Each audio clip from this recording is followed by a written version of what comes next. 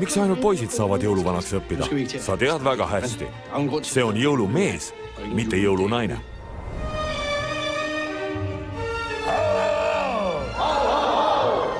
Ja võitis number 9. See olen mina. Tahan jõulumeheks õppida. Nagu poisid. Kui Lucia tahab jõulumehe klassi minna, peab ta katsed läbima.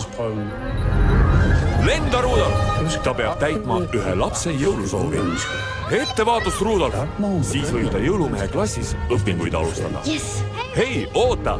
Mu isa on haige ja sina ei saa mind aidata. Jeerum, kas su isa on rokkar? Ei, arheoloog. Mälukaotuse ja juuste vohamise kohta ütleb Krampuse märk. Täpselt minu isa.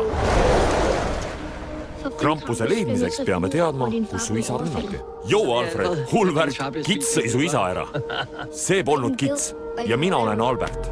Vaata, Krampuse märk. Raamat siia, see on mu isa oma.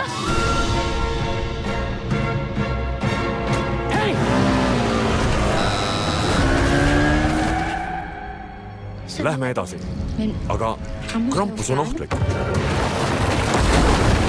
Krampuse märgid ja Krampuse pisarad. Ma juba uskusin seda. Kuhu nad su saadsid? Sa oled imelik, aga meeldib mulle väga.